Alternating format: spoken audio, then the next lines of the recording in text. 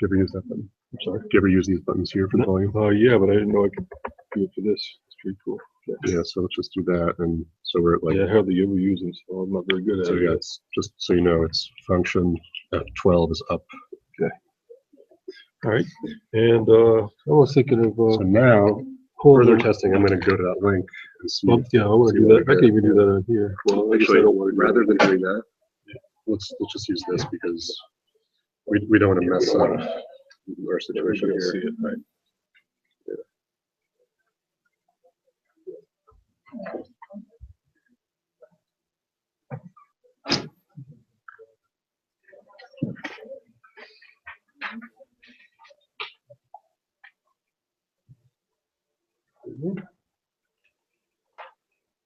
Well, thank you. Mm-hmm. Yeah, of course.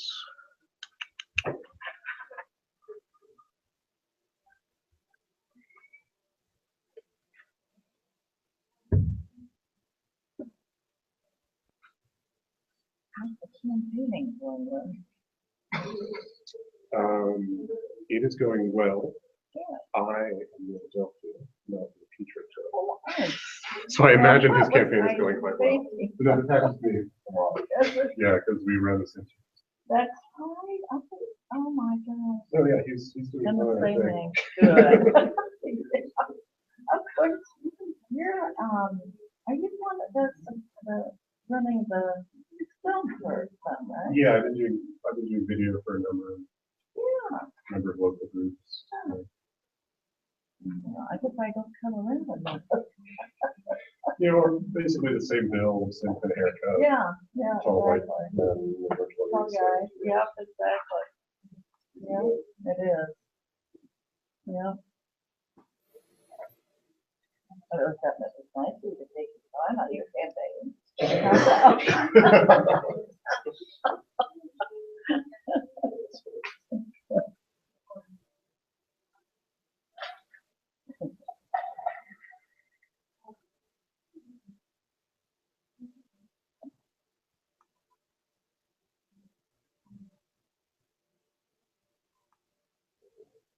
Did you figure out the Wi-Fi information from here?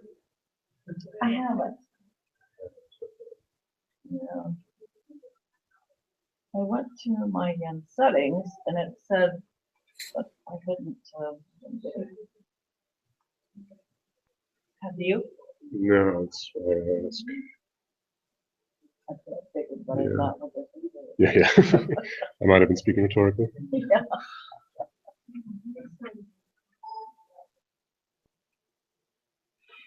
Let me try it on here.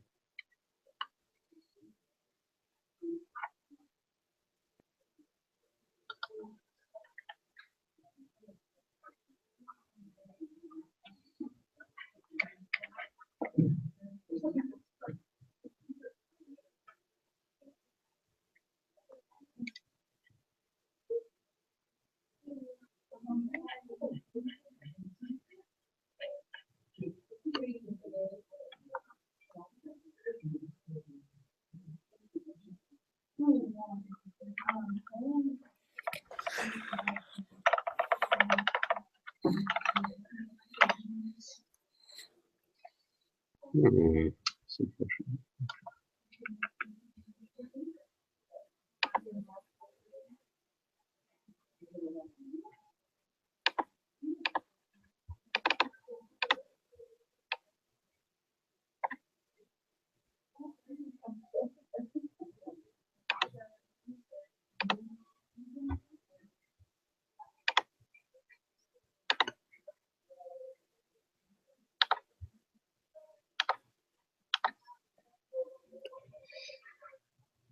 You guys all set? Yeah, looks like it. Unless, do you have Wi-Fi information? I'm gonna test it, see if it's broadcasting accurately. There's a bunch of those on different years ago. Try just regular Wi-Fi. That didn't have a password. Is that what you're expecting? It should work fine. We have OSU classes in here. like every day. It's what everyone does. I think more immediate places have a lot of Wi-Fi.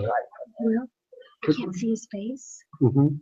We will be able to see his face. Mhm. Yeah, Mhm. they'll be When able we to- start, at the moment, we're having the screen up so that So Also, when we we're gonna start, go and do that then? during his presentation, he will be using the slides, right, in which case we will not see his face for that period. but in the very But in beginning. the beginning and then in the Q&A, yes. Good. Thank you. Okay, all right. Never mind.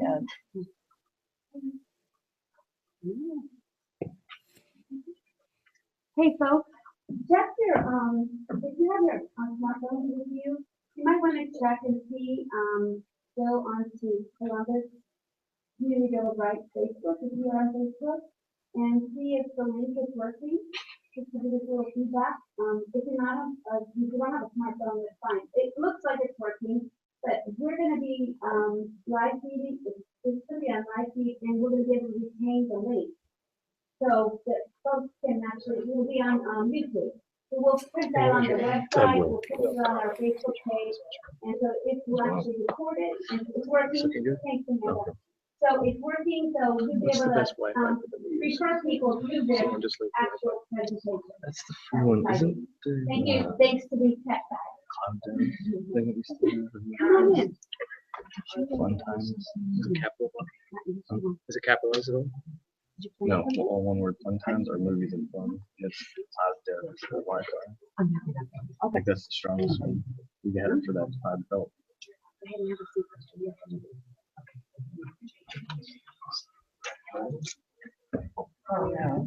Anything else? No, I think we're good to go. Do I need lights? I think we're gonna leave the lights as is. It's just all good to go. Okay, so I'm trying to stand by 2 for a bit. So Yeah, do your thing. Thank you. What was the second option for the cloud dive?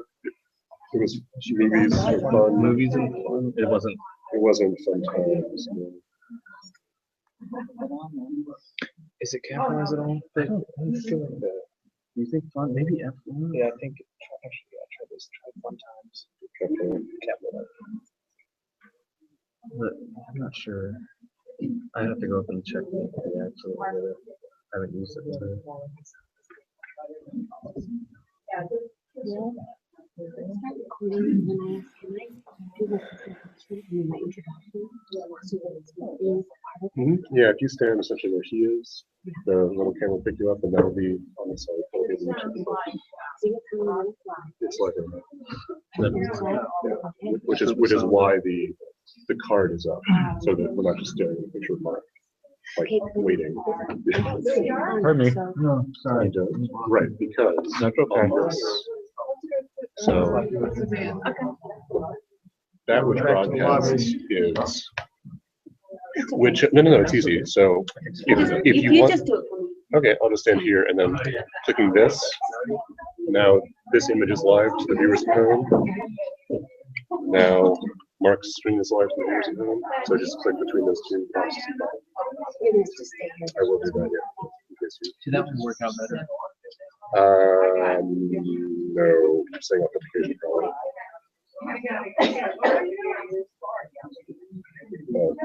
Yeah, we have no reason to believe it's not working. Okay. So,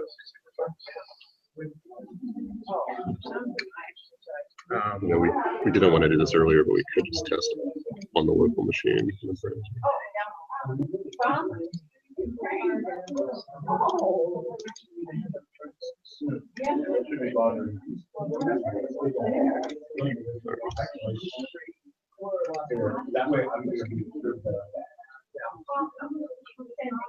Yep, It's awesome. doing good. And then now, if we over here, here, that should happen in a few seconds. Yeah, there's considerable encoding overhead. Yeah. It's impressive technology. Yeah, Google finally caught up with, all the video shots. Right, yeah. Cool, man. Well, I think if everything's up and running, Yeah, the only thing I want is a cup of water or something like that. So all this stuff.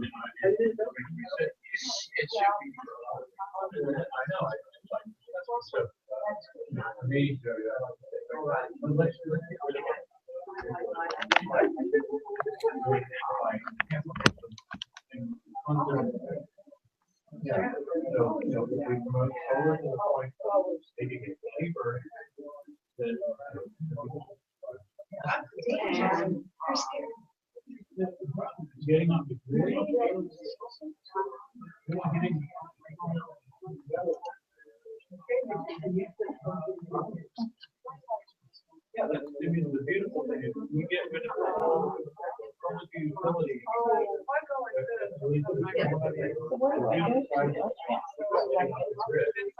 think they mailed it to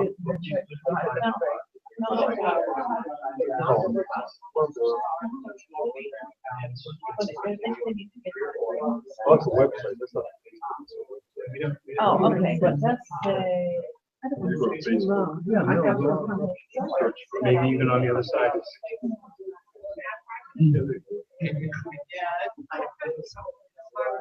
Hi. Hi.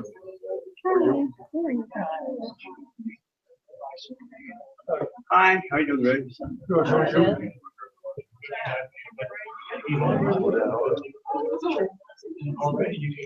So we tell people to text messages. Sure. What do you want me to do? Well, I think you should just say in your introduction, Hi. you can text your friends, tell them to go to the community builder at Facebook page and click the streaming link. You can join us virtually. I think that's what you're I'd like you to say that. Okay. Okay, Fair you enough. ready? Sure. Okay, Greg, are you gonna stand up front? Am I gonna what? Where are you standing? That's why I sit right here. Or stand here or whatever. Do you wanna, ready to start? Sure, so you gotta introduce. Yeah. Yeah. Can you do? Well, you can do it. All right, you introduce the solar co-op, okay? I'm sorry? You introduce the solar co-op. Yeah. That's gonna be afterwards, right? And, okay, I hope. Testing 1, 2, 3. So hold that relatively far from you now. Okay, am I in view? Hello, everyone. Hi. Everyone, take your cell phones and turn it off so we don't have interruptions. I'm Carolyn Harding. I am one of the organizers for the Columbus Community Bill of Rights. This is a amendment to the Charter of the City of Columbus to help protect our inalienable rights for pure water, clean air, safe soil, and our right to say no to offending industries that would negatively impact our community. Tonight, we're streaming live, and this will be recorded and preserved on YouTube. So you can get that link on our Facebook page, Columbus Community Bill of Rights Facebook page. And we eventually will put it on our website too, columbusbillofrights.org. All right, without any further ado, I'd like to introduce Mark Z. Jacobson. He is the director of the Atmosphere Energy Program and professor of civil and environmental engineering at Stanford University. He is also a senior fellow of the Woods Institute for the Environment of the Precourt Institute for Energy. He received a BS in civil engineering and an AD in economics and an MS in environmental engineering from Stanford in 1988. He received an MS and a PhD in atmospheric sciences in 1991 and 1994, respectively, from UCLA, and joined the faculty at Stanford in 1994. He has published 2 textbooks of 2 editions each and 140 peer-reviewed journal articles. He received the 2005 AMS Henry G. Houghton Award and the 2013 AGU Ascent Award for his work on Black carbon climate impacts, and the Global Green Policy Design Award for developing state and county energy plans. He has served on an advisory committee to the U.S. Secretary of Energy, appeared in a TED Talk, actually a couple TED Talks, appeared on the David Letterman Show to discuss converting the world to clean energy, and co-founded the Solutions Project. Everyone, let's give Professor Mark Z. Jacobson a round of applause. Thank you. So can you hear us? Yeah, can you all hear me? Yes, we can. Great. Well, thank you very much, Carolyn, for that kind introduction. So I'm going to talk about converting the US and Ohio and actually countries of the world to 100% clean renewable energy. So I'm going to put on my slides right now, so it'll just take a second, and then we'll start. Okay, so I assume you can all see these slides, the front page. Okay, great. So, well, what's the problem? Why do we want to do this? You know, from our point of view, we're looking at it from a public health, from a climate, and from an air price stability point of view. Worldwide air pollution, it causes 4 to 7 million premature air pollution deaths per year, and 63,000 in the United States. And this costs about 3% of the GDP of the US in terms of health costs, not only from the mortalities, but also morbidities and environmental impacts. Global warming emissions are rising and expected to cost the world by up to $3 trillion per year just from the US emissions alone by 2050. And this is a significant problem. There's about 70 meters of ice in the world. That's 70 meters of sea level, that is, of ice stored. And if we melt all that ice, that will flood about 7% of all the world's land, mostly in the coastline, and that's where most people live. So this is going to cause a huge cost to society, not only the flooding, but also changes in weather, severe weather, changes in agriculture, impacts on human health through heat stroke and heat stress, malaria, and other types of disease that are affected by higher temperatures. Then higher emissions in population and energy use are going to increase warming and air pollution impacts over time. And fossil fuels, they have the price of fossil fuels are bound to increase because they're limited resources, and because we're going to be using more of them in the future if we don't do a conversion very soon. So the higher prices will ultimately lead to social, economic, and political instability, and could lead to chaos ultimately. So eventually we will have to transition out of fossil fuels because the prices will get so high. And it's better to do this transition sooner rather than later. And in fact, the costs of clean renewable energy right now are less expensive than those of fossil fuels, as we'll see in this talk today. So these are all drastic problems that require immediate solutions. So just to give you an impression a little bit more, I mean, if you look around in the US, it doesn't look like the pollution is so bad. It used to look a lot worse in the 1950s and 60s and 70s. But in fact, most of the world looks like this today. Most of the developing countries and developed countries, megacities of the world, they do look like this. And this is what causes the 4 to 7 million air pollution deaths per year. And you know, this is Beijing, China, and it's equivalent to smoking 2 to 3 packs of cigarettes per day. But in Los Angeles in the 1970s, that was what living there, it was also equivalent to smoking 2 packs of cigarettes per day. And these are the lungs of a teenage non-smoker who died in Los Angeles prematurely from a car crash. And you can see that the lungs of somebody living in air pollution are really equivalent to somebody who does smoke a lot. And even in the United States, the average person living in a big city will lose 6 to 9 months of their life due to air pollution mortality. So this is a problem that can be solved by changing to clean and renewable energy systems. Climate change, as I mentioned, is also a significant problem. Since the early 1900s, the temperature of the Earth on average has increased by on the order of 0.9 degrees Celsius or Kelvin, which is about 1.6 to 1.7 degrees Fahrenheit. And most of this warming is occurring in higher latitudes, particularly the Arctic, where the temperature increases have been on the order of 4 degrees Celsius or Kelvin. And that is a problem because the Arctic is extremely sensitive. There's only a 1 to 2 or 3 meters of sea ice thickness over the ocean of the Arctic, and that sea ice is very reflective. It's about 65% reflectivity. And if you melt it all, then you uncover the dark ocean below, which has about an 8% reflectivity. And so suddenly a lot of that sunlight that was being reflected is now being absorbed by the ocean. And that causes a faster warming of the oceans. And so therefore a positive feedback that triggers greater melting and greater warming. And so there's this concern that over the next 10 to 30 years, the entire sea ice in the Arctic may disappear. And that will trigger even a faster climate warming. So it's a significant concern. Now, if we look at the net observed global warming to date, it has been, as I mentioned, about 0.9 degrees Celsius. And that's reflected on this graph on the rightmost bar, which is the net observed warming, although this one has it at 0.8.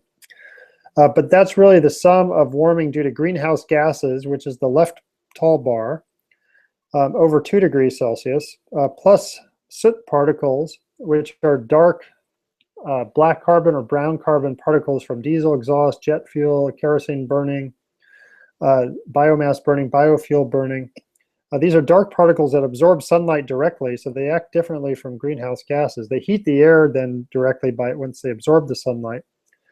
And each soot particle, in fact, per unit mass is 1 million times more powerful than carbon dioxide at warming the near surface of the Earth. So the sum of the warming is really the greenhouse gas warming plus the soot warming, which is over 2.5 degrees Celsius. Plus there's a little bit of urban heat island effect. And the only reason we don't see that total warming in the observed global warming is because about half of it is being masked or hidden by more air pollution, which are other types of particles aside from soot particles that cause cooling. And these are light colored particles, mostly from sulfur, like sulfur dioxide from coal-fired power plants that converts to what are called sulfate particles. And also there's certain organic particles, there's ammonium, there's nitrate, there are other chemicals that enhance reflectivity of sunlight, but they also enhance cloudiness and cause the clouds to spread over to have more reflectivity because they become smaller cloud drops. But these cooling particles also cause air pollution health problems, just like the warming soot particles. But my point is that half of global warming in the system is being masked or hidden by air pollution cooling particles. But we want to clean up those particles as well as all the other particles and gases because they contribute to air pollution health problems. But as we clean up air pollution, we're going to unmask a lot of the warming that's occurring. And so suddenly the temperature of the planet will increase rapidly. So this is why global warming is a much more serious problem than most people realize, because a lot of the warming in the system is being hidden by pollution. So how do we solve the problem? Well, you can either reduce the fossil fuel soot in isolation, which you can do, which will cause some short-term benefit. It might help save or at least delay the loss of the Arctic sea ice and reduce some health problems. But that's only a temporary fix. You really need to eliminate all the greenhouse gases and the fossil fuel soot particles, but you also want to eliminate all the cooling particles because they also impact human health. So we really need to eliminate everything. And the only way to do this is to change the energy infrastructure, to get rid of the source of this pollution, which is combustion. And this means almost all combustion. Anything that you burn really contributes to this pollution, even if it's a biofuel. Because biofuels, first of all, they still emit all the chemicals that cause air pollution and harm human health. And it still takes energy to produce biofuels, so they're not completely carbon-free, even though they're growing from crops. But we need to change the energy infrastructure. So this is what I want to talk about the rest of this talk. How do we change the energy infrastructure? So we think that in order to change the energy infrastructure, we need to convert to non-combustion type energy. And first of all, the sectors we want to convert are electricity, transportation, heating, cooling, and industry. And so the idea here is everything will be electrified. We will use some hydrogen, but even the hydrogen will be produced from electricity.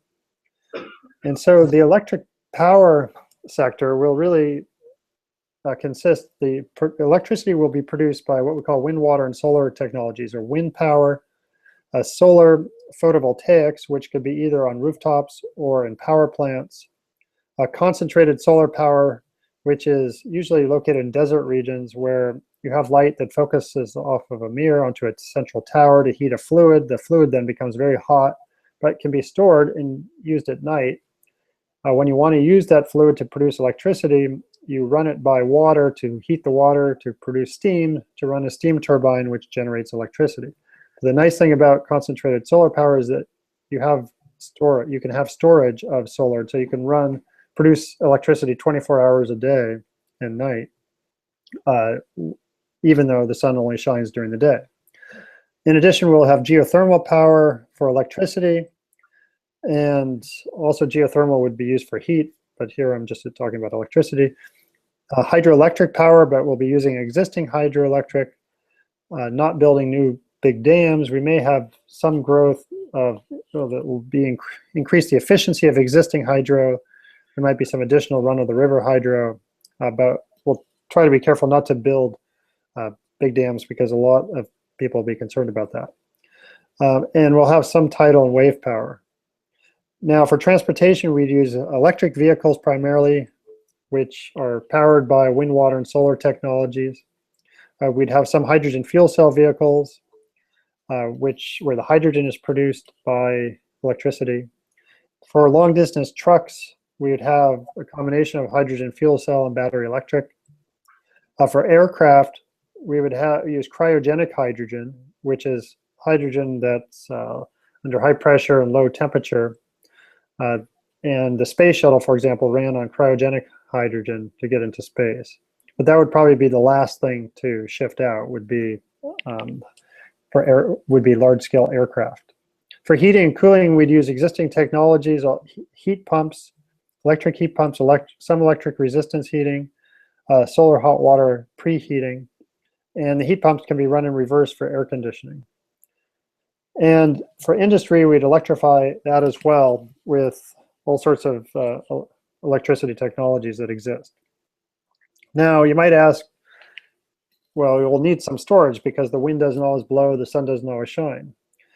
Yes, we will need some storage, but it turns out it's not so bad as some people would make it sound like. So I've already talked about, for electricity, I've talked about some of the storage. Concentrated solar power with a phase change material for storage. Existing hydroelectric is a form of storage. If you have a dam, you can basically control when you turn on and off the water, subject to other constraints such as water needs for agriculture or water supply, or if there's drought, of course. And then pumped hydro, where you can, when electricity is cheap, you can pump water up a hill into an upper reservoir, and then when you need that water, when you need electricity to provide peaking power, you can run the water down the hill through a turbine. So that would be for electricity. For heating and cooling, we would use sensible heat storage, which is really water. We would heat water when we have extra electricity, we want to store that electricity as heat, then we heat water, and that can be then used either for hot water later on or for heating the air later on. Similarly, when we have extra electricity, we can produce ice, or when the electricity is cheap, like at night, you can produce ice, and then during the day, you can then melt the ice and use it for either cool water or cool air to reduce the peak loads for electricity demand, primarily in the summer. Similarly, we can store energy, mostly heat, in soil. So, for example, in a community in Canada called Drake Landing, they have collectors on the roofs of the homes. The collector has a glycol solution in it that the sunlight in the summer heats up the solution. That solution is then run and heats water. The water then goes down into the soil and heats soil up to about 80 degrees Celsius. And that soil is insulated, and the heat is maintained there until winter time when it's snowing. And then the system is run in reverse to provide 90% of the heating of the homes. So they've been doing this for about 7 or 8 years now there, and it provides, as I mentioned, 90% of the heating of the homes in the winter. So this is seasonal heat storage. Well, also, hydrogen is a form of storage that we'll use for transportation and industry. And so when we have extra wind and extra solar, we'd use it to produce hydrogen. And then we can use that hydrogen when needed for transportation and industry. And then another mechanism to control the grid is called demand response, where utilities will give incentives to companies or individuals to not use electricity at certain peak times of the day. So I'll show a little bit later in this presentation how we combined the demands, the supplies of electricity, of wind, water, solar supplies, with these types of low-cost storage. When I say low cost, they're very low cost compared to batteries. They're basically 1/20th the cost of batteries or more. These will combine the storage with the technologies for producing wind, water, and solar to see if we can match power supply on the grid in 2050 with among all 50 United States. In fact, I'll show you that it's possible to do that. Okay, so why wouldn't we use natural gas in this future wind, water, solar world? Well, we're looking for technologies that provide the greatest benefit to humankind and which will reduce the cost of air pollution and climate as well. And so we can't look for technologies that are somewhere in between what we have today and the future world. We need to go straight to the future world. Now, natural gas, it puts out 50 to 70 times more carbon dioxide and air pollution per kilowatt hour than wind. So it becomes an opportunity cost in terms of both pollution and climate issues.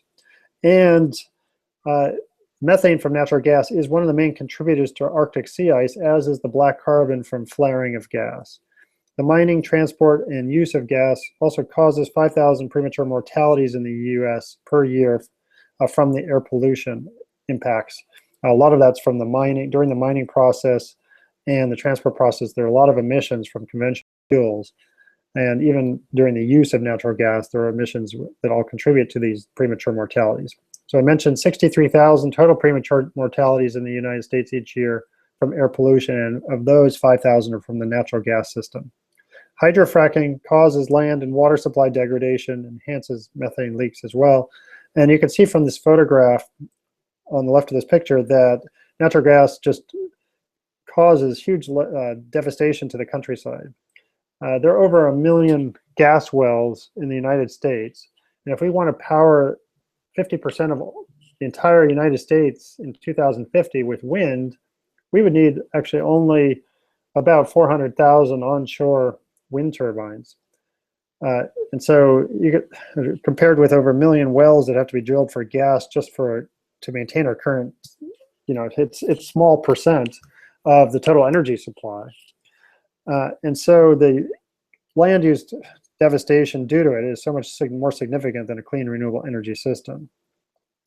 Now, what about what's called clean coal or coal with carbon capture? Well, this is actually a technology that doesn't exist really at the commercial scale, but it's where the idea is you take CO2 from coal-fired power plant exhaust stream and pump it underground into a depleted reservoir. And that would, in theory, reduce 80 to 85% of the CO2 emissions from the coal-fired power plants itself, but it does not reduce any of the emissions from the upstream mining or production or transport of coal, which is on the order of 40% of the emissions. And in fact, you need 25% more coal to run the carbon capture equipment, so those all increase 25%. So in the end, you still have 50 times more CO2 emissions per kilowatt hour than wind, which is similar to natural gas. But you also have 150 times more air pollution emissions per kilowatt hour than wind, because you don't reduce any of the other pollutants except for CO2. And in fact, you increase those 25%. So it really should be called dirty coal rather than clean coal, because it's actually 25% dirtier in terms of air pollution than regular coal. Why not nuclear power? Well, nuclear would seem at first glance to be an improvement over the conventional fuels. But you do need it does take a lot of energy to refine uranium, because so it's a very energy intensive process. In fact, there are 2 coal-fired power plants in the United States whose sole purpose is to refine uranium for nuclear power and for weapons. And there's also the fact that it takes so long to put up a nuclear power plant between 10 and 19 years, that while you're waiting around for the nuclear power plant to be put up, you're emitting pollution from the coal and gas and other conventional fuels on the electric power grid. And this compares with about 2 to 5 years to put up a wind farm or solar farm. So if you're comparing wind and solar versus nuclear, for nuclear, it takes many extra years of polluting with the regular electric power grid compared with wind and solar. So you're going to have a lot more emissions. So between these two factors, you get about 9 to 25 times more pollution per kilowatt hour with nuclear than you do with wind. And the other issue is the risk of meltdown. 1.5% of the 440 nuclear reactors ever built to date have melted down to some degree. And there's the risk of nuclear weapons proliferation. 5 countries of the world have secretly developed weapons under the guise of civilian nuclear energy programs. In addition, there's unresolved waste issues. What do we do with all that waste? It has to sit for 100,000 years somewhere. And right now it's sitting at the sites of the nuclear power plant. So that land is then unusable for basically hundreds of thousands of years if you want to keep it there. And if you want to move it, wherever you move it, that land will also be unavailable. Now, what about biofuels? As I mentioned, there's an issue of air pollution. You don't reduce the air pollution if you use biofuels because you're still burning something. And in fact, the air pollution with ethanol goes up about 4% compared with gasoline because of the higher aldehyde emissions from ethanol. And aldehydes are much more potent producers of ozone and photochemical smog than the aromatics in gasoline. But they're both bad. If you go to electric vehicles, you can reduce 99.8% of all pollution emissions compared with either gasoline or ethanol. But what about the land use? If you look at this slide, this shows the areas required to power 100% of the US if you powered all the on-road vehicles with either cellulosic ethanol, which is the blue, which represents on the order of 20% of the entire United States, including Alaska, or corn ethanol, which is the yellow, which represents about 14% of the whole US, or wind, which is about, the black area is the spacing between wind turbines. That would represent about 1/2% of the US to do the same thing for spacing. But you can use all that land for many purposes: farmland, grazing land, ranch land, or open space. The red dot in the middle of the wind circle is the footprint area on the ground of all the wind turbines needed to run all the vehicles in the US. And that's less than 3 square kilometers. So it takes less than 3 square kilometers of land on the ground to run the entire US vehicle fleet with wind turbines, but 0.5% of the spacing. But the spacing area is 1/30th the spacing area required for corn ethanol. So you need 30 times more land for spacing with corn ethanol, and you need over 1 million times more footprint. So it seems utterly silly to go into corn ethanol versus using battery electric vehicles, especially when the battery electric vehicles now have ranges of over 300 miles, and the price of driving an electric car is 1/4 to 1/5 the price of driving, in terms of the fuel, a gasoline or an ethanol car. It's 80 cents a gallon equivalent. Now, nuclear doesn't take up a lot of area. It would take up about the size of Rhode Island to power the US vehicle fleet. So that's not one of its big issues. But geothermal takes up less spacing area than everything, but more footprint area than wind. And solar takes up about 1/3 the spacing area as wind. So it's less spacing area, but still more footprint. So of the wind, water, solar options here, the solar, the geothermal, and the wind are not taking up huge areas. I'll show in a later graph how much area it requires to power the entire United States with wind, water, and solar in 2050. Now, so can we actually then take these wind, water, solar options and provide and use them to power the entire world, the US or Ohio, with these technologies? Well, so let's look at a few numbers. In 2010, the world end-use power demand was about 13 terawatts, or trillion watts. In 2050, it's expected to go up to 22 terawatts with conventional fuels. But if we convert everything to wind, water, solar, and apply some modest end-use energy efficiency improvements, we can go down by 33% to about 14.5 terawatts of power demand. So, and then in the US, you get a 36% reduction, and in Ohio, about a 35% reduction of power demand by doing this conversion. And this conversion you do not need to change your habits for this conversion, because most of this efficiency improvement is due to the efficiency of electricity over combustion. So for example, and you get most of the efficiency in transportation. So for example, the electric car, the plug-to-wheel efficiency is about 80 to 86%. In other words, 80 to 86% of the electricity going into the car goes to move the car, and the rest is waste heat. In a gasoline car, the tank-to-wheel efficiency is 17 to 20%. So 17 to 20% of the energy in gasoline goes to move the car, and the rest is wasted as heat. So you need 1/4 to 1/5 the energy to run an electric car compared with a gasoline car. So as a result, the cost of running a gasoline car is about is 4 to 5 times higher than an electric car. So it's $4 a gallon, or $3.50. I'm not sure what the average is right now, but it was $4 a gallon versus 80 cents a gallon for driving an electric car. So over 15 years, driving 15,000 miles per year, the average person will save $20,000 in fuel cost with an electric car. I mean, this is a significant efficiency improvement and cost improvement. Now, if we look at, we did plans for all 50 United States. So like, let me just go back for 1 second. So in the United States, we want to power in 2050 that 1.7 terawatts. That's what the end-use power that we need for all purposes. So we did plans for all 50 states, including Ohio. And this shows the sum over all 50 states of what the distribution of wind, water, solar generators would be.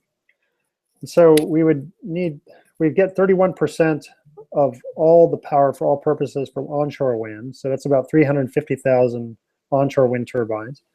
19% of all power from offshore wind. So it's about 166,000 offshore wind turbines.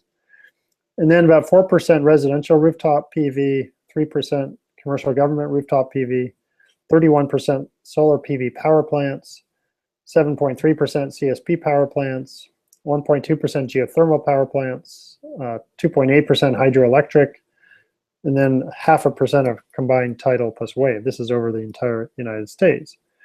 So this shows the land and water areas needed for powering the entire US for all purposes with wind, water, solar. The green is onshore wind, which is 31% of the US, and there's a red dot in the center, which is the footprint on the ground for those wind turbines, which is 4.4 square kilometers of land. The spacing area needed is about 1.7% of the US. But that is open space or land, or can be used for ranch land or grazing land or farmland. So it's not land that's taken up necessarily.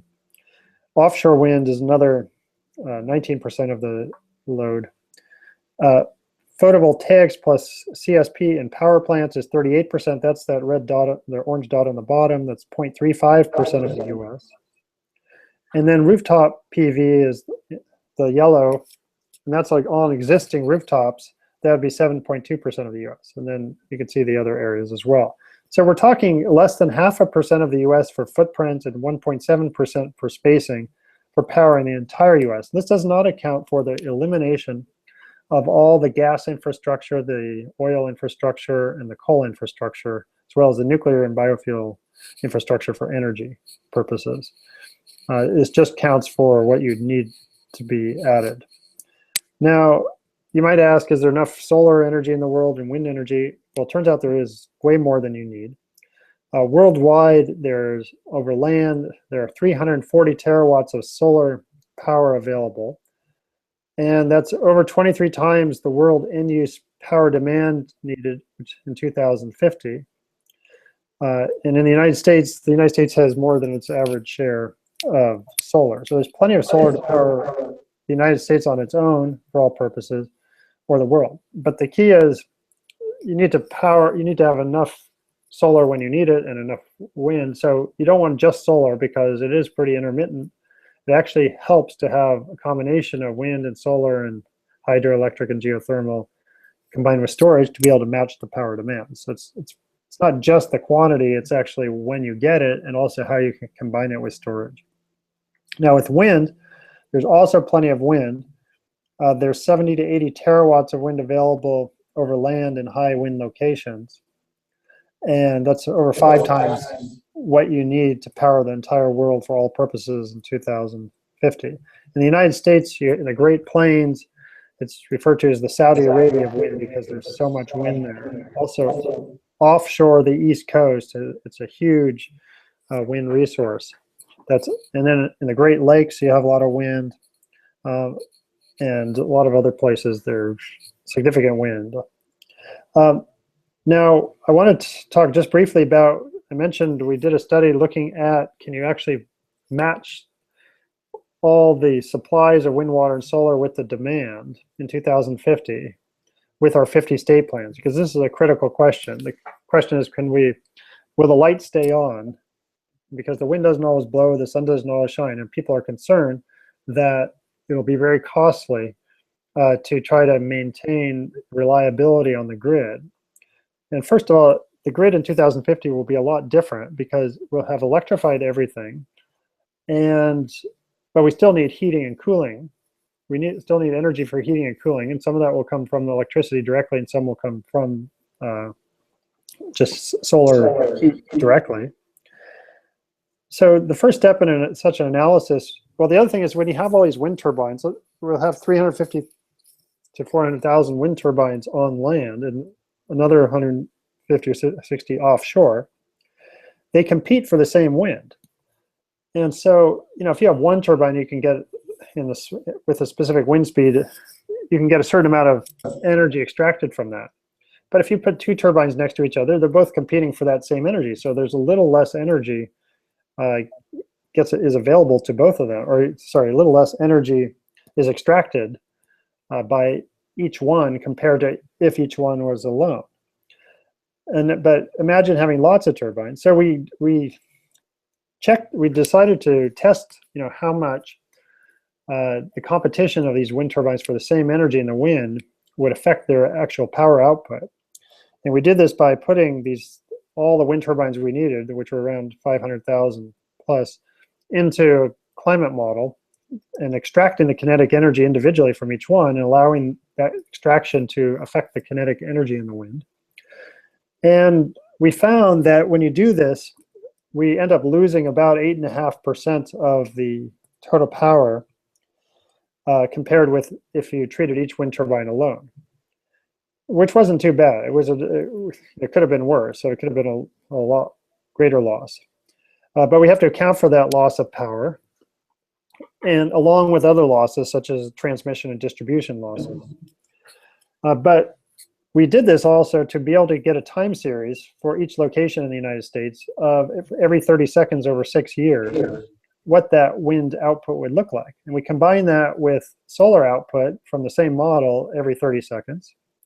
And then we combine that with the demand for energy over the US today, extrapolated to 2050. And we combine that with also storage. And the net result was the following.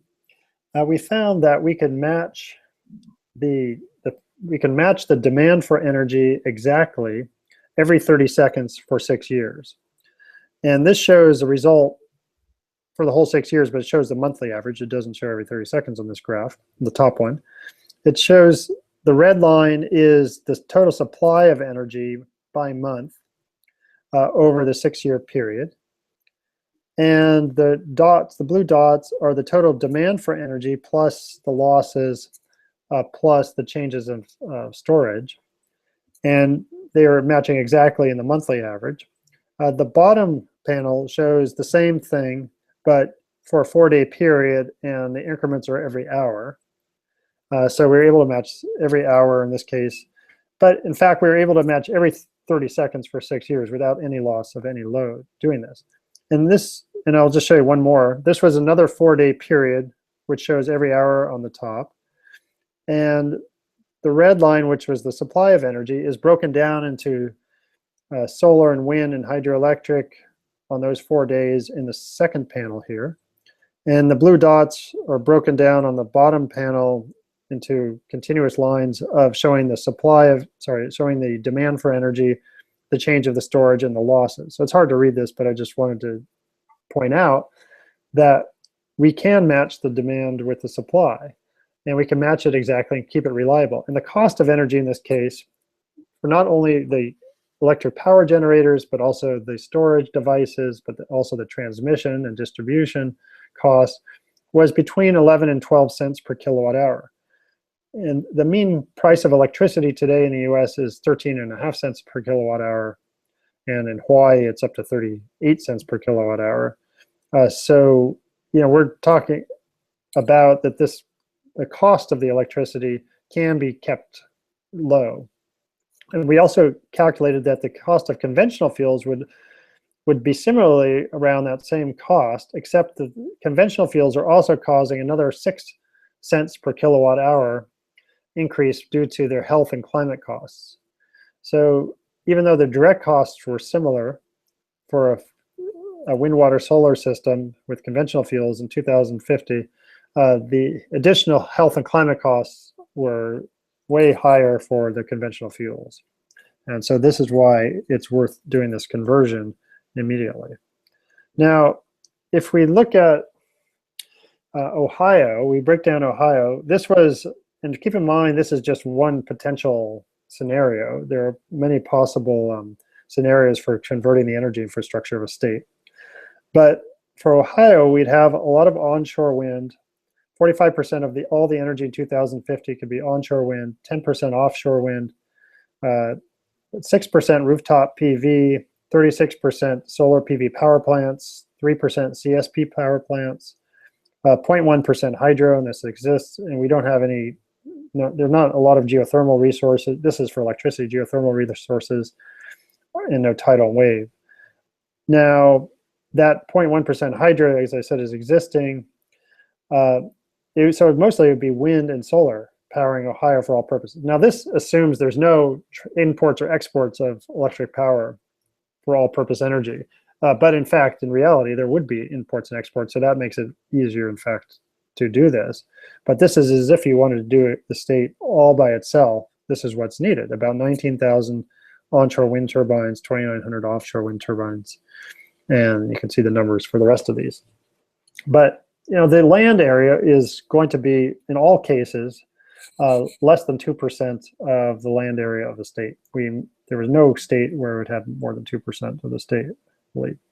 Now, in terms of the costs of energy of individual components, and this excludes long-distance transmission or long-distance transmission or distribution costs. So that's why it's different from that other number. It also does not include the storage that you need to make the whole system work. This is just the individual generators. And this is averaged over the US right now. Right now in the US, wind is the cheapest form of electric power. It's mostly 3.7 cents per kilowatt hour in most of the US, and then 8.1 is if in really bad wind condition locations. But almost all wind is between 3.7 and 5 cents per kilowatt hour in the US right now, mostly in Great Plains. And that compares with combined cycle natural gas, which is 6.1 to 8.7 cents per kilowatt hour. Now solar at the utility scale is 7.2 to 8.6 cents per kilowatt hour. So it's right in the cost, so it's nearly the same cost as combined cycle natural gas. So it's no longer the case that wind and solar are way expensive. Wind is cheaper than gas. Solar at the utility scale is the same. Now, commercial rooftop and residential rooftop PV are both higher than the utility scale PV, but still affordable for people who want to who want to put it on their roof. In fact, there are a lot of companies, I think most solar installation these days is solar leasing, so you don't even have to pay the upfront cost. Right now, CSP with storage is more expensive. Hydroelectric is low cost, but geothermal is kind of in between. But I should say that, you know, as I mentioned, when you combine everything together for our US plans, we get 11 to 12 cents a kilowatt hour, not only from the electric power generators, but also the storage and the long distance transmission. So everything together is still cost effective. So some things are more expensive than other things are less, but on average, you're still getting a relatively low cost electric power compared to conventional fuels. Now, what about the additional costs of health and climate cost savings?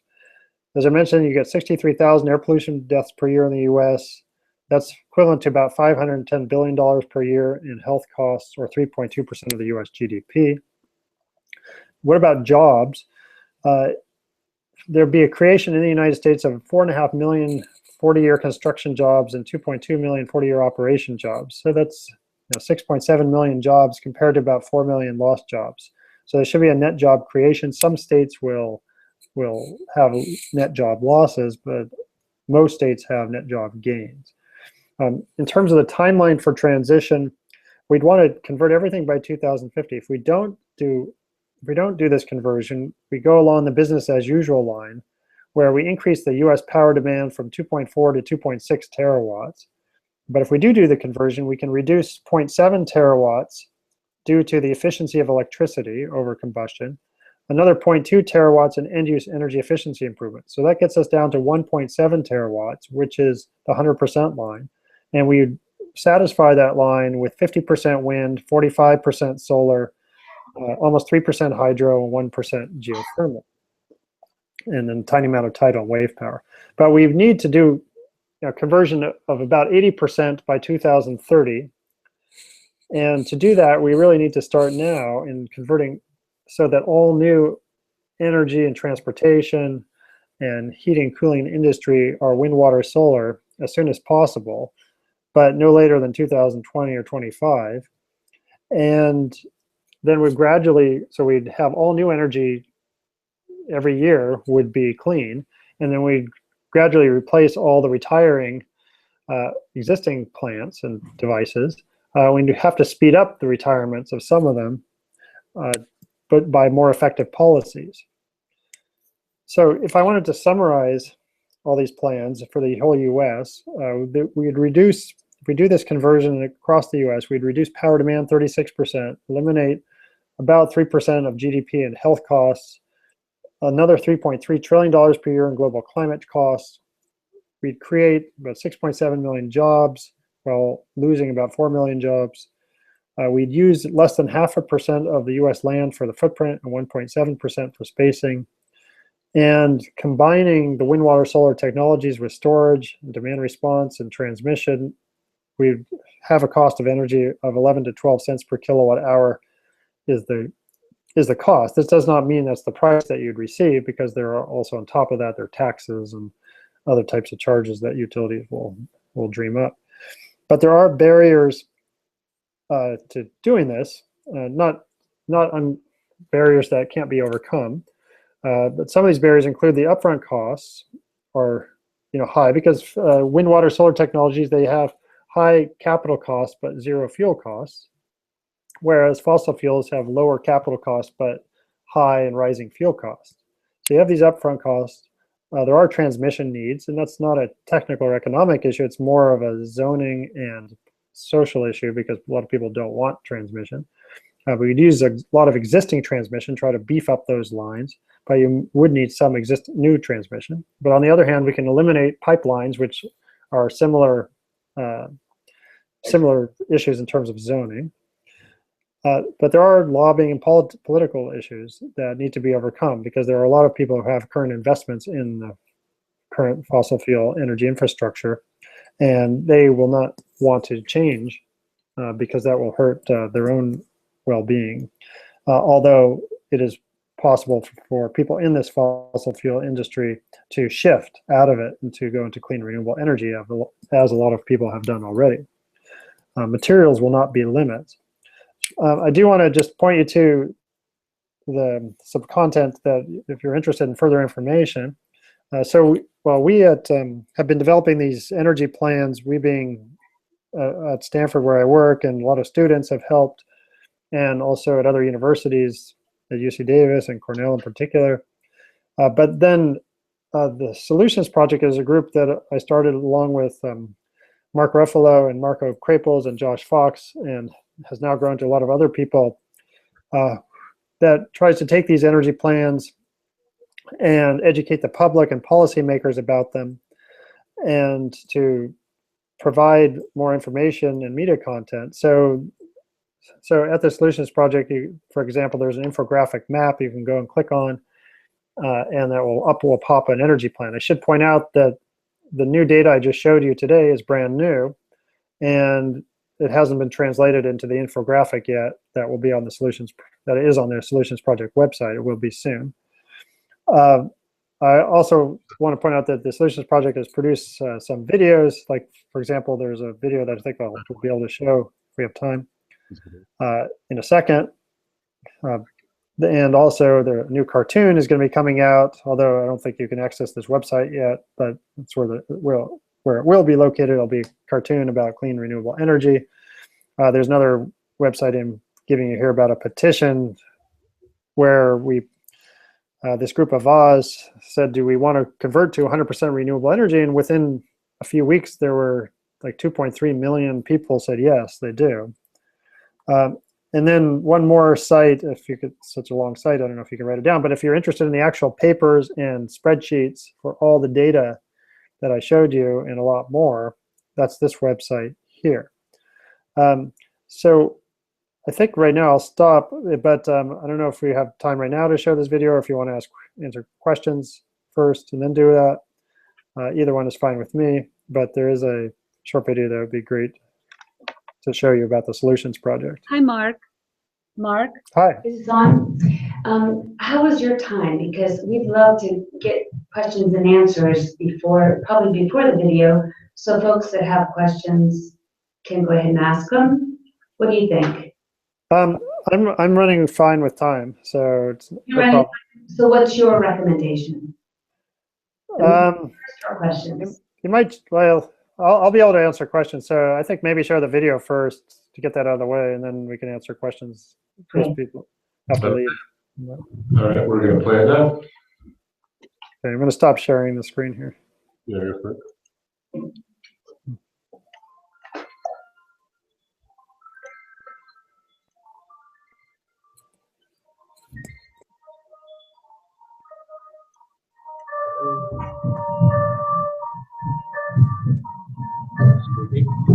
So here at Shots of All, we trade in the currency of optimism. We're tired of doom and gloom and fatalistic thinking the world is going to hell and all that.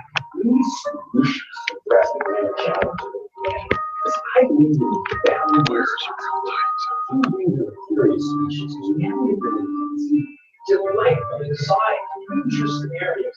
We can actually move life in the world. We can pull the present forward and you can actualize any of those possibilities. That's what we do. We pull the present forward into the future. We map out. Today, we hear a lot in the media about the energy crisis. We hear a lot about sustainability. We hear a lot about the planet. These are all legitimate concerns. But again, doom and gloom is fatigue these solutions. So let's talk about the Solutions Project. The Solutions Project is an amazing new mission led by Hollywood celebrities, brilliant civil engineers, the popular will of some of the smartest men and women in the world who have come together to leverage their brains to create a plan to take us 100% renewable here in America. Literally, 50 plants in 50 states by 2050, which is a technology that already exists today. The proposal is straightforward. Eliminate combustion as a source of energy. The sun gives us in one single hour more energy than we would need to power the earth for a year. The technology used to capture that energy is getting exponentially faster all the time. The fact that less than 2% of the United States land mass would support all of the wind, solar, and hydroelectric power generation required to meet energy demand is amazing. Now again, it all comes down to the fact that we need a cognitive belief. We need to realize that this is already possible now, today, with existing technology. Change minds, change paradigms. So again, I encourage all of you guys to check out the solutionsproject.org, get educated, get involved, join the conversation. Thank you very much.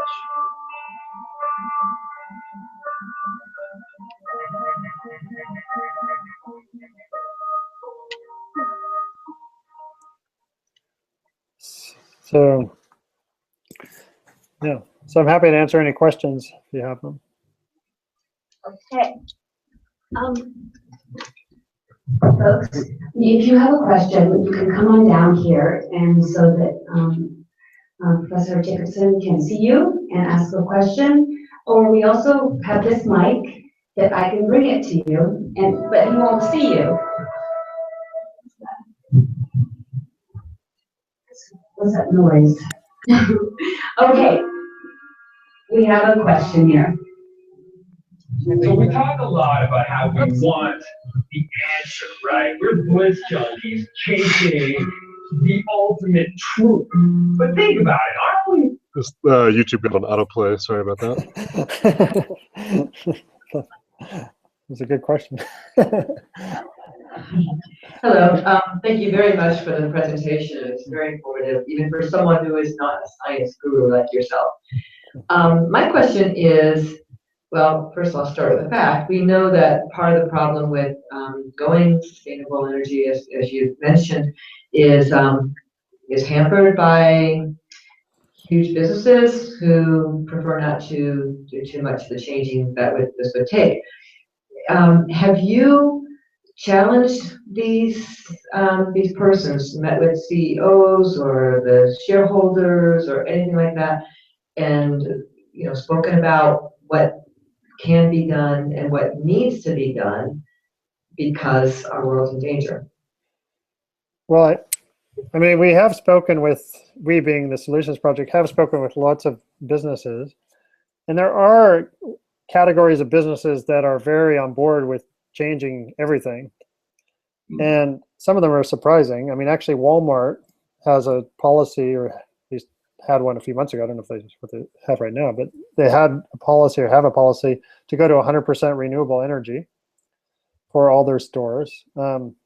Google and Facebook are trying to do the same thing. In fact, several of these companies are buying wind farms in Iowa, to power their data centers. Apple is also doing it. So I'd say a lot of high-tech companies in particular are really on board with going to clean and renewable energy and trying to improve their current energy use, and how even looking down the supply chain of where they get their products. I think the biggest problem is not so much with them, it's really with the typical people, the typical companies, the oil, gas, coal companies, that they're the ones who are reluctant to change, or to who are going to give you the most fight. And so I don't lobby things. I just try to find the information and produce it. So I can't say I've interacted with those companies, because I mean, frankly, we kind of know how they're going to respond. Thank you. Hi, I'm Troy.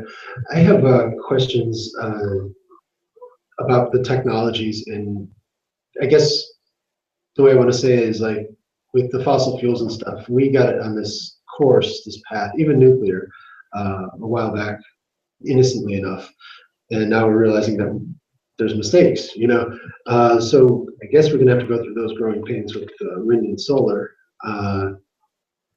One thing is, Bill Gates said something like all the lithium-ion batteries that we have on the planet would power the electric grid for, like, I don't know, 6 hours or 6 minutes or something like that. So the outlying of all these things, all these resources, the chemicals used to dope the solar cells and stuff, what's being considered about the environmental impacts of all that, the storage mediums, things like that? What kind of thinking's gone into that? Well, quite a bit, although I'm sure a lot more could be. But with regard to lithium ions, I mean, first of all, lithium is not a toxic chemical. It's not like lead or nickel.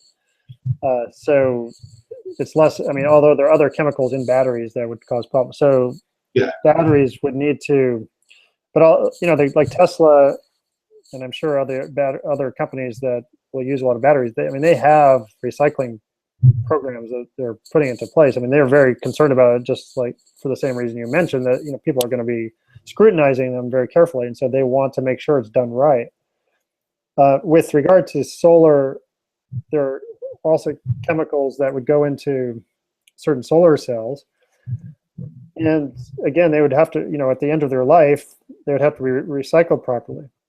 But if you think about it, though, in terms, let's say you're building, even if you have to mine for some of these chemicals, because I think more people are concerned not so much with what's going into the cells because they can be recycled, but more the mining process itself. But the difference between mining for, let's say, neodymium, which you need for permanent magnets and wind turbine generators, and a fossil fuel is the fossil fuel mining is continuous. Yeah. It's not a one-time thing. Whereas the wind turbines, it's a one-time thing over, forever, because you can take that neodymium even after the turbine's finished, you can recycle it. So it's a one-time thing versus a continuous thing over the life of you'll always need to mine when you're using fossil fuels. So the total magnitude of problems is orders of magnitude different. Yeah. But they're not to say that you shouldn't be concerned about it. There is, but in terms of the recycling, that's something that's definitely growing in terms of a lot of these new companies, especially. Well, the answer I usually get is just we'll recycle where X is recycled, but nobody really talks about that and dives into that and says, you know what, we're going to be putting this thin layer of whatever doping mineral on these solar cells, and how much of that can be recycled, how much of it isn't ever going to be recycled, what is the recycling process, that kind of thing. The nitty-gritty stuff. Nobody's really talking about that. Yeah, well, I can't talk about it because I don't know the details, but I think you could talk to, there are people like at Tesla who do know exactly what they're doing. Yeah. So there are people that you can get that information from. It's just that's not my expertise, so I can't really say. Okay. I don't know who those people are, and that's the thing. It's like recycling where X is recycling, and recycling where X is, because we did that with nuclear. We're like, well, we'll just put it underground, and well, now the website in New Mexico is collapsing. Plutonium's got out on the surface a year ago, exposed some workers. So it's like, okay, let's talk about it though now. Yeah. Well, I mean, I do know some people at Tesla who could give that answer. I could put you in contact if you want to at least give you their contact. Hopefully they'll respond. Yeah, I know. I don't know if they would. But anyway, thank you. Okay. I'll give up the mic. Okay. Hi, I have two questions. One, I'm just wondering how Elon Musk's work has been affecting your projections, and do you think that the development of the mass production of batteries is a significant help in this way, and also the reluctance of the United States. My second question concerns the passenger rail in the United States and our reluctance to get away from dependence upon airplanes. Right. Well, in terms of what Tesla's done, it's amazing. I mean, it's really changed the whole paradigm of what's possible. But I mean, even before they started their battery factory, because if you go to there's a plant where they actually produce their cars now in Fremont, California, and that plant has the capability of producing over 1 million cars per year, and they're only producing right now, on the order of thousands or tens of thousands. So they have this potential there, and this is their plan, is to produce, on the order of 1 million cars a year. And then later, the battery factory came around, so that was kind of the next step. But they do plan to produce a commodity scale car that they'll produce on this massive scale. So that really, and what they've done is really encouraged all sorts of other companies to go down the same route. So they took a risk by producing a really sporty car the first time, but it was such a good car. It was, in terms of both range and acceleration and even safety, that it just changed everybody's perception of what electric cars could do. And then now they produced the Model S, and then next they're producing an SUV, and they're really pushing the envelope about what can be done. And now there are all sorts of other companies doing this. So I think all the people's conceptions have changed about what's possible in terms of range and safety and reliability of these electric cars. And the second question was about it was about policy of. Oh, rail policy, yeah. So, I mean, I would hope, I mean, the aircraft, flight, well, if you can get like a maglev, like I think Japan just tested a maglev that was going 450 miles per hour or something like that.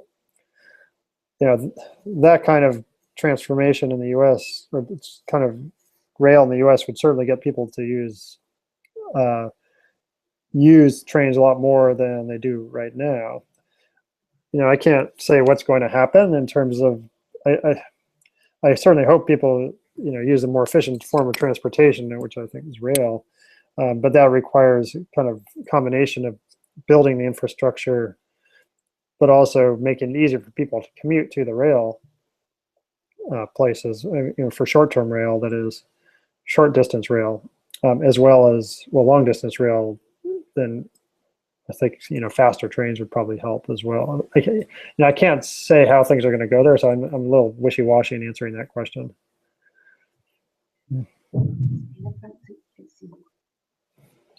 Hi. Suppose a decision were made to, say in the US, to convert 50% of our power usage to solar and wind. How long do you think it would take to build the infrastructure for it? Well, I guess there's a difference between what's possible and what's likely. Because I mean, in World War II, the United States went from virtually no production of aircraft to producing 330,000 aircraft over 5 years. And we're talking about producing 500,000 wind turbines total to power half the US, 50% of the entire US, not even, because you said 50% of all the energy from wind and solar. So let's say we want to produce 50% of all the energy in the US from wind alone. That's 500,000 wind turbines.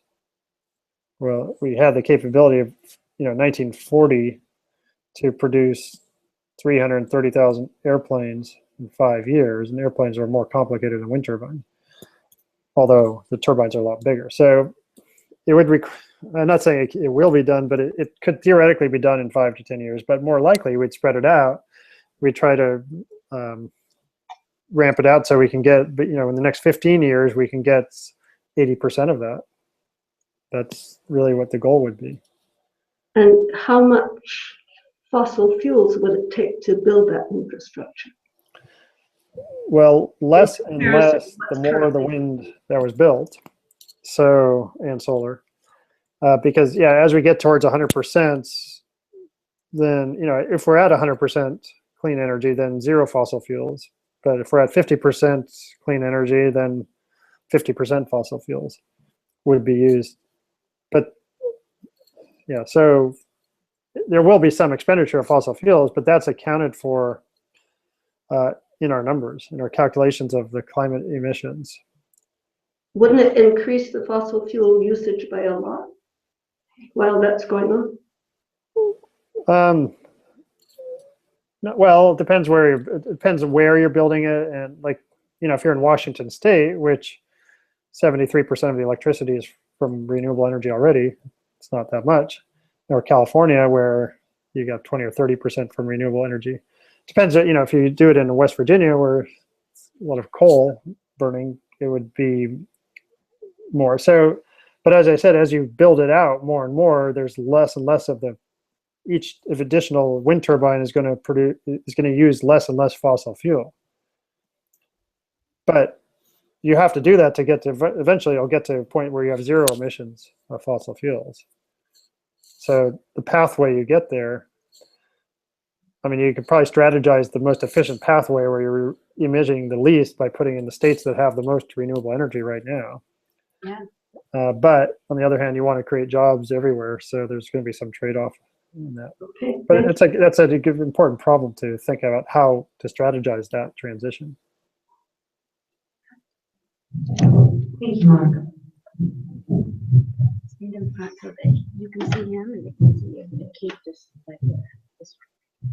Just a little closer so you can see yourself. All right. I'd heard a little bit about the work being done at Cornell, making renewable energy possibly to be real to replace the grid. I'm a lay person, but a lot of people I talk to say, well, it's always going to be a small sector. It can never really, in the near future, that we needed to replace fossil fuels. So I'd always heard that. I didn't like it. And now you and the work you guys are doing is making me so incredibly hopeful. Do you think that the ambassadors who are going to be at the Paris Climate Treaty this year in December, do you think they understand that this is actually could be real and could be done in this time frame? Well, we plan to be there, and we plan to present. We have 139 country plans as well as our 50 state plans. So we'll plan to get that information out. I should say that we actually have been somewhat successful in California and also New York State to getting some policies, at least not necessarily implemented to fruition, but at least proposed. We proposed this 80% by 2030 and 100% by 2050 to California's governor's office in October.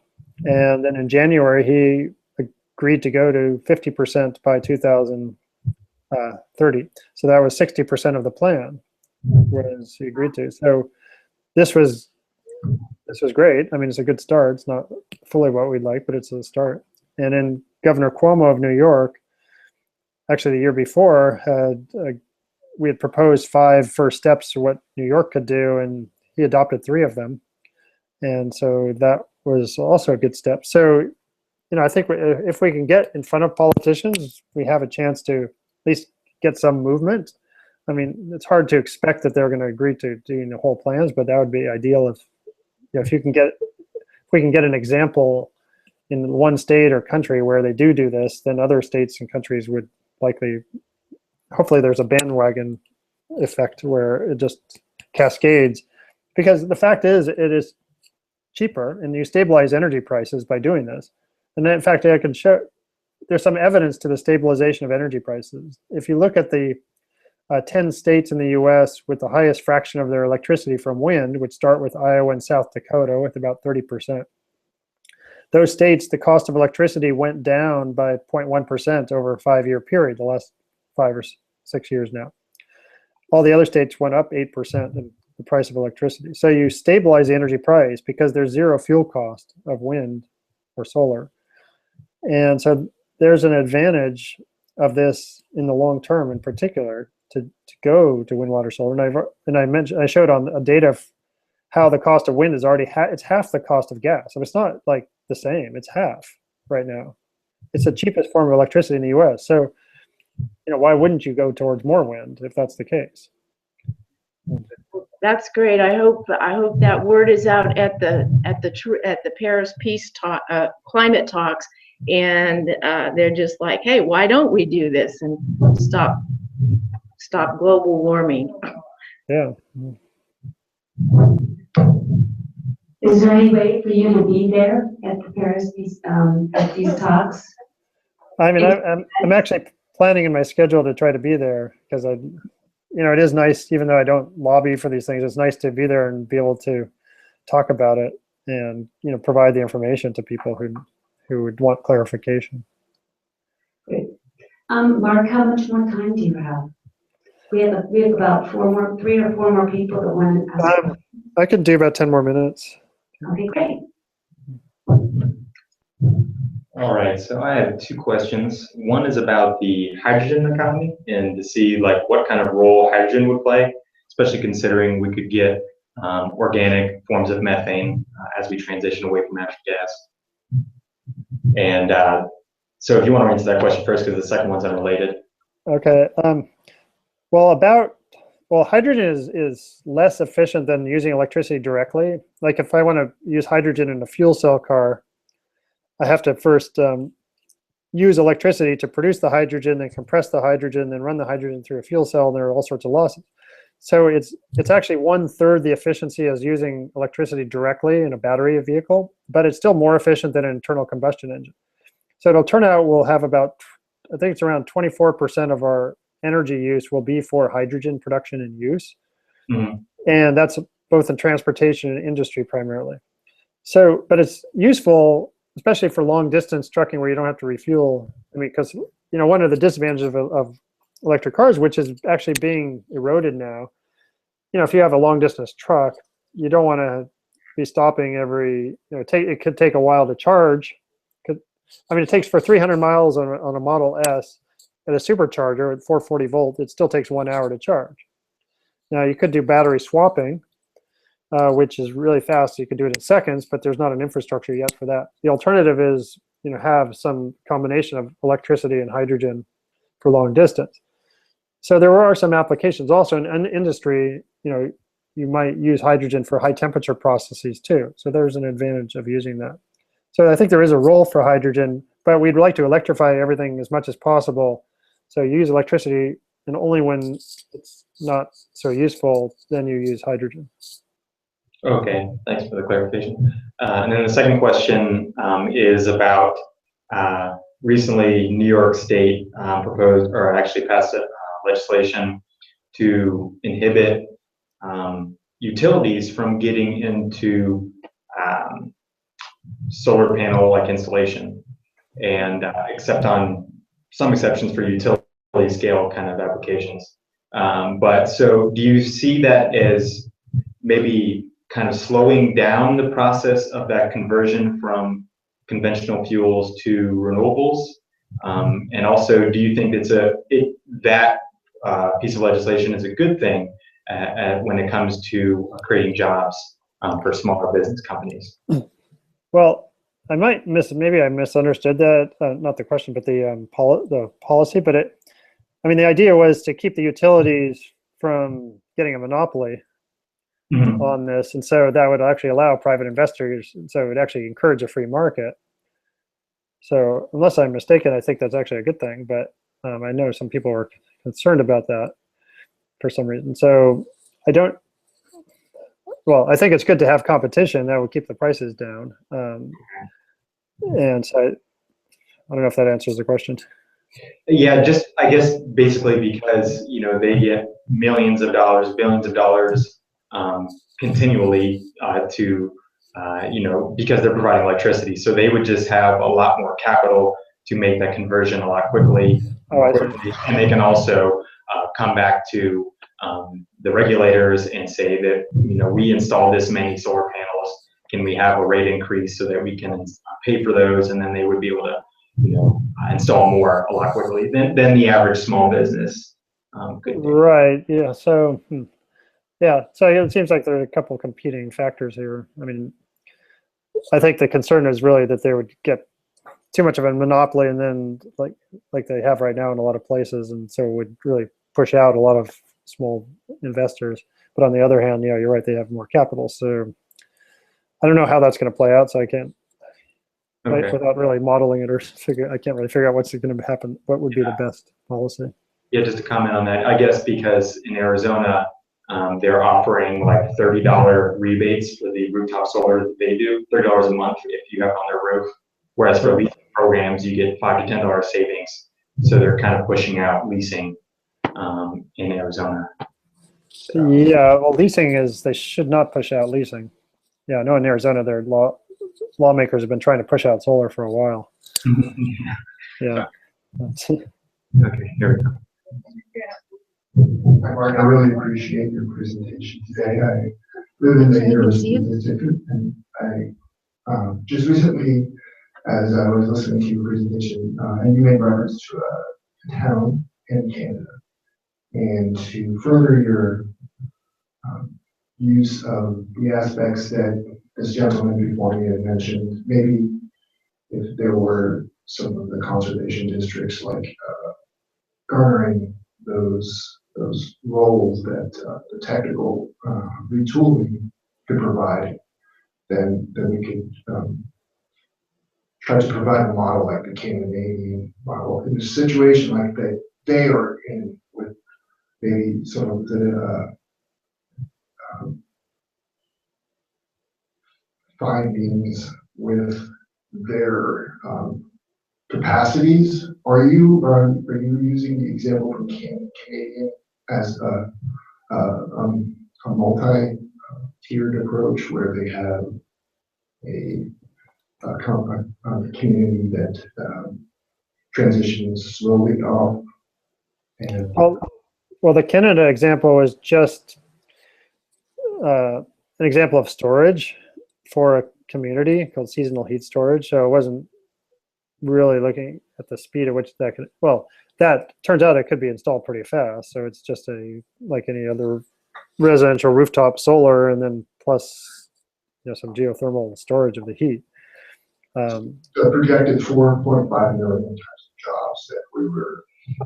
Well, the job, yeah. So, yeah, all the things that we're proposing would require some either training or new jobs, or some of them are not too hard to train for. But yeah, so there would be a benefit, and but I'm not sure. Well, maybe I'm not clear what the question is. For a small places, maybe as I can make an example of, we just at Ohio State had a new infrastructure replacement.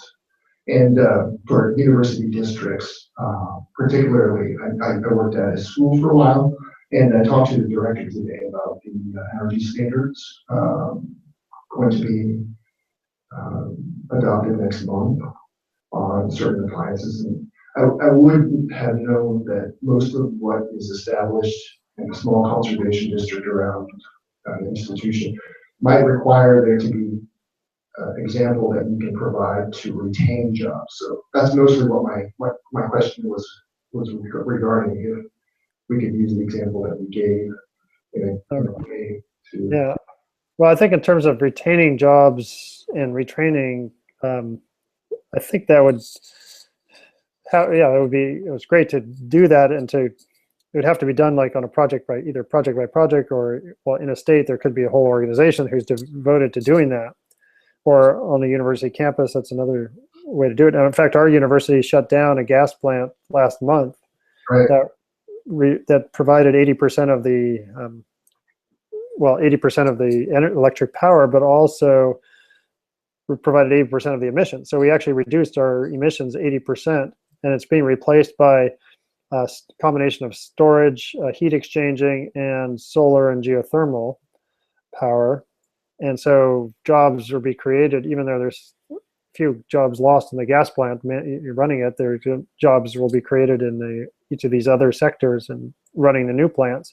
So I don't know if it's the same people being retrained versus just a different set of people coming in and out. I think that's an important aspect of this whole thing. I mean, if you think about it, this is a very interdisciplinary project that we're trying to solve, or problem and project. And there's so many experts are needed in different areas. One's in job retraining and growth, looking at resources analysis, looking at transmission. So, we're trying to create a general plan, that people can kind of focus around or gravitate around, but each aspect of the plan needs further analysis, and in terms of implementation, needs experts to try to implement it as most efficiently as possible. So especially with regard to job retraining. I appreciate your very knowledgeable expert. Well, thank you. Thank you. We have another question. Hi, thank you so much for this presentation.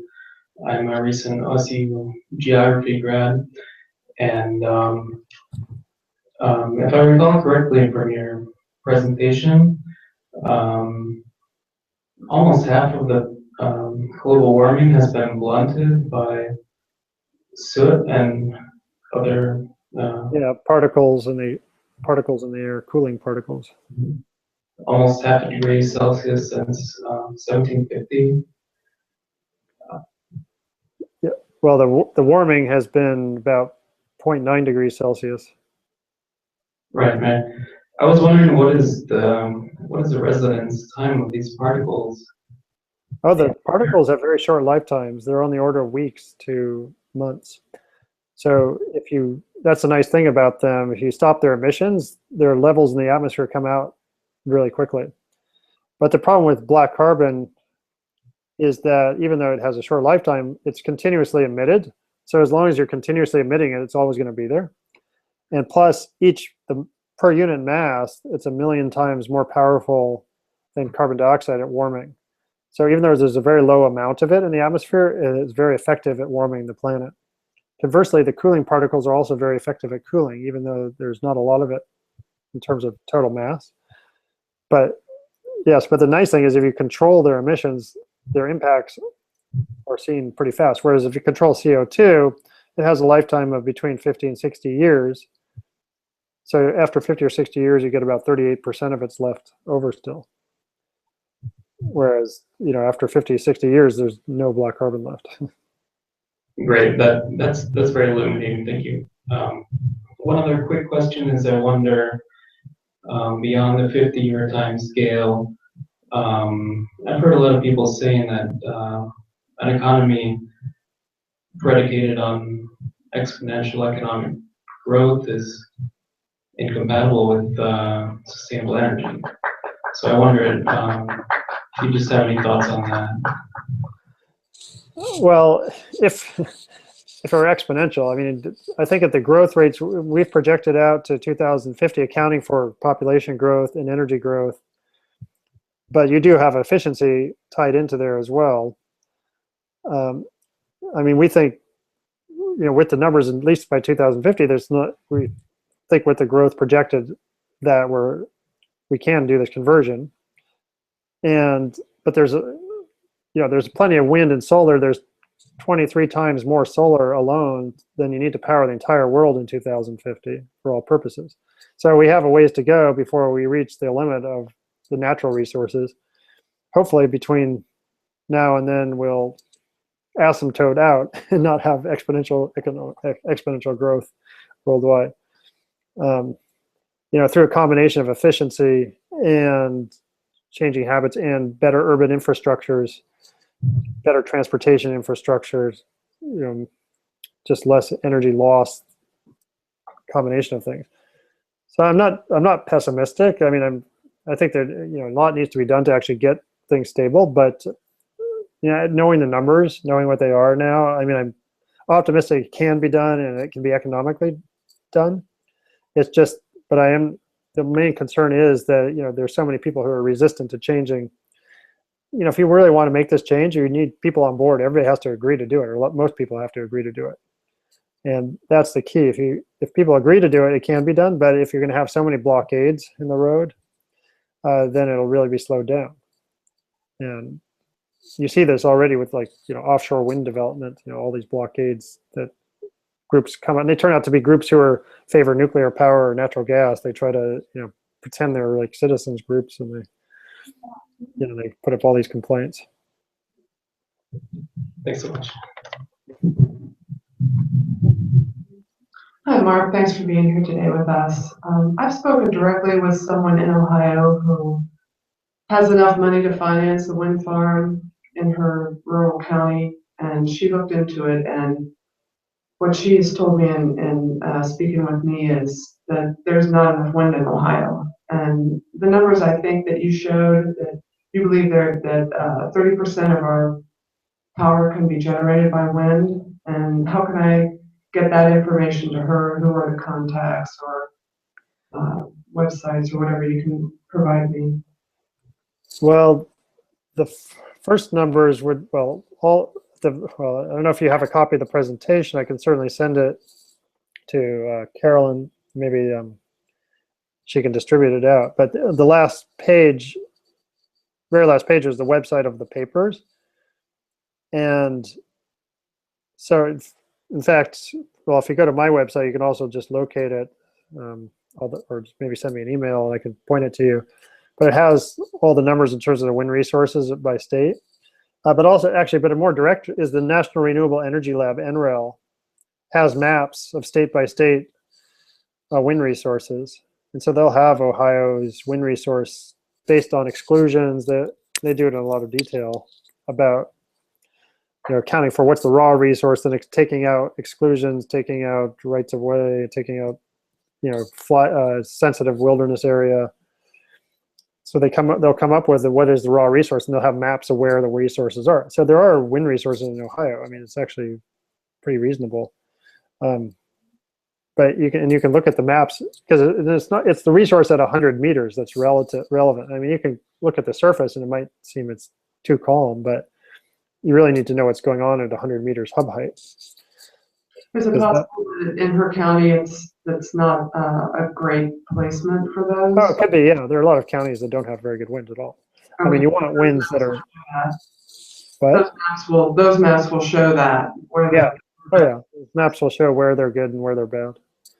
And another question, I think this past week, 43 CEOs came out and said, we're encouraging governments and businesses to go to renewables as quickly as possible. Are you familiar with that? And is that significant? Are those significant enough CEOs? I haven't seen that, so I don't know who they are. Okay, just wanted to check on that. Okay. Thank you very much. Thank you. Hi, Mark. Are there any other questions out there? I can bring the microphone up to you if you don't want to come up here. Okay, good. Mark, I have a question. I personally find windmills ominous, and I'm worried about, of course, the birds and all that kind of issue. Are they coming up with wind turbines that are more bird friendly, that are effective? Well, yeah, the wind turbines today are more effective at reducing bird kills because, old wind turbines used to have lattices where birds can perch on, and they used to rotate faster, but now they rotate about 4 rotations a minute. So the rotation rate is much slower. Birds tend to, and they're also taller, so flyways are generally, they fly under them. But I should say though, so they are, and then plus there are lots of wind farms that are making efforts either through lights or something else to, keep birds out. But I should say that, the bird death rate from wind turbines is like 1/10 the death rate from coal or gas per unit energy. Because coal and gas, they kill birds not only through the land degradation, but also the air pollution and the buildings. And every time you put up a wind turbine or replace a gas plant by wind turbines, you're actually reducing bird kills by a factor of 10. And same with per unit energy. The other thing is to put it in all perspective. I mean, wind turbines, according to the the Bird Conservancy and the Fish and Wildlife Service, are about 440,000 birds per year in the United States. But communication towers kill about between 3 and 50 million birds per year. Cats are about 80 million per year. Buildings are 1 billion per year. So the number of birds killed by turbines is really small compared to all the other technologies and buildings. And I have one other question. I was posting this online, and a lot of activists were responding this way. We're working on the Columbus Community Bill of Rights, which is to ensure pure water, clean air, safe soil, local control over shale gas, and also a right for sustainable energy. There are communities that have actually done bills of rights to prevent windmills because it's impacting their community in a negative way. So what's your take on really watching out for indigenous folks and people whose land would be ruined? In other words, corporate big green takeover versus local control in this shift.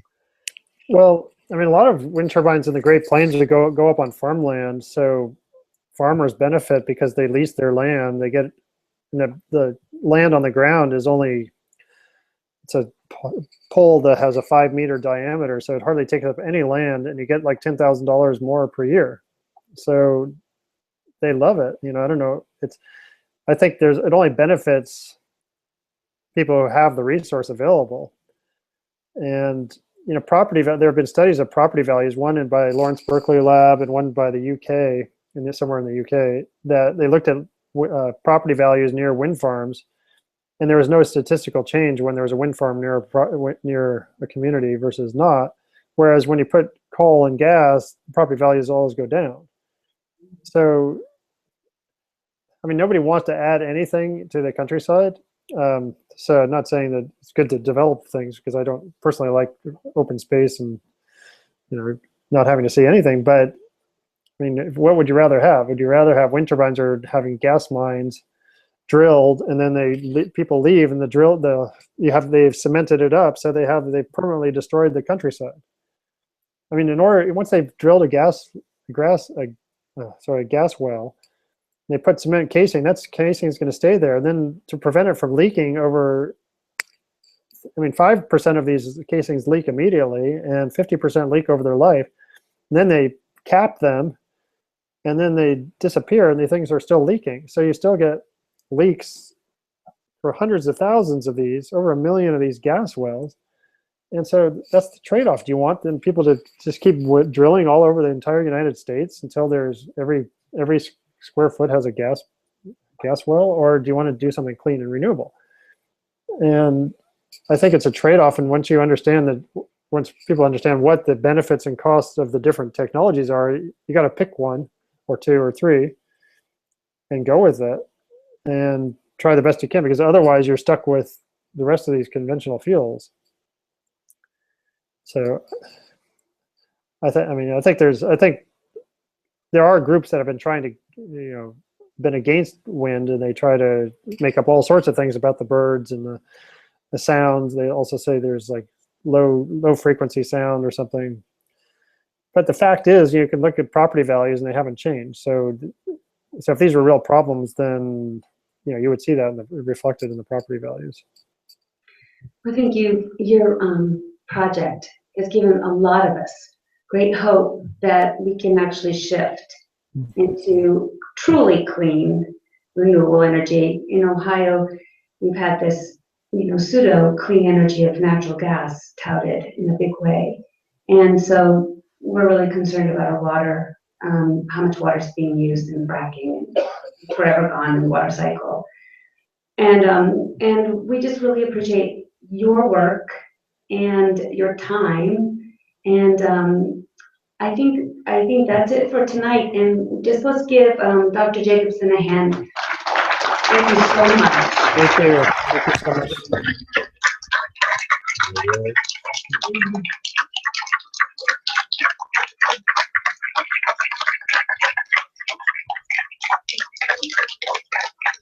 Thank you. All right. We'll disconnect you, and thanks again. And also, this presentation will be available on YouTube. So all those links, or rather is available immediately on YouTube, and all those links on this presentation will be there. And thanks again. Bye-bye. Thank you again. Bye-bye. Before you leave,